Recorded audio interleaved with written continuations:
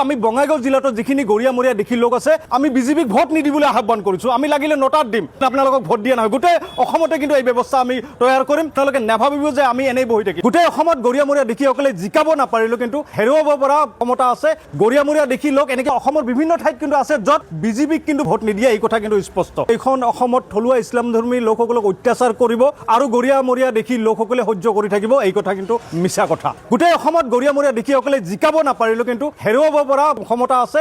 গতিকে কথাটো এনেকৈ ক'ব খুজিছো যে বঙাইগাঁও জিলাত প্ৰায় 50,000 গৰিয়ামৰীয়া দেখি লোক আছে। অসমৰ বিভিন্ন ঠাইত কিন্তু আছে য'ত বিজেপিক কিন্তু ভোট নিদিয়ে, এই কথা কিন্তু স্পষ্ট। আপোনালোকে যিটো কৰিছে, ইয়াৰ আগতে দেখিছো আপুনি লখিমপুৰতো তেনেকুৱা কৰিছে, বিলাচীপাৰা ধুবুৰী ডিচি লোকসকলক উচ্ছেদ কৰিছে। এইটো ৰমজান মাহ, ঈদ সন্মুখত আছে, তাৰপিছত আপোনালোকে কিন্তু ৰেহাই দিয়া হোৱা নাই। আৰু লগতে মুখ্যমন্ত্ৰী মহোদয়ে এটা কথা কৈছে যে এইখিনি মানুহ অচিনাকি। আমি স্পষ্ট আকাৰে ক'ব খুজিছো এইখিনি মানুহ তলুৱা ভূমিপুত্ৰ গৰিয়ামৰীয়া দেখি লোক হয়। এওঁলোকক বিজেপিৰ এটাই মত যে ইছলামধৰ্মী লোকসকলক কষ্ট দিয়া আপোনাৰ কথাত আৰু এই কামেদি কিন্তু একে কথা কিন্তু আমি বুজিবলৈ বাধ্য হৈছো। গতিকে আমি কৈছো আমি বঙাইগাঁও জিলাত যিখিনি গৰিয়ামৰীয়া দেখি লোক আছে আমি বিজেপিক ভোট নিদিবলৈ আহ্বান কৰিছো। আমি লাগিলে নটাত দিম, কিন্তু আপোনালোকক ভোট দিয়া নহয়। গোটেই অসমতে কিন্তু এই ব্যৱস্থা আমি তৈয়াৰ কৰিম। আপোনালোকে নাভাবিব যে আমি এনেই বহি থাকিম। কাৰণ দুদিন আগতে, তিনিদিন আগতে উচ্চতম ন্যায়ালয়ে এটা নিৰ্দেশ জাৰি কৰিছিল। এইখিনি মানুহৰ ম্যাদী বৰ্তাৰ মানুহ তেওঁলোকে কিনিছিল। গতিকে ম্যাদী বৰ্তা থকাৰ পিছতো উচ্চতম ন্যায়ালয়ৰ সেইখিনি মাটি উচ্ছেদ নকৰিবলৈ বন্ধ কৰা নিৰ্দেশ থকাৰ পিছতো কিন্তু আপোনালোকে উচ্ছেদ কৰিছে। নহ'ব এইবিলাক। গতিকে বঙৰাৰ মানুহখিনি কোনো অচিনাকি মানুহ নহয়, সেইখিনি থলুৱা মানুহ, এই কথা স্পষ্ট।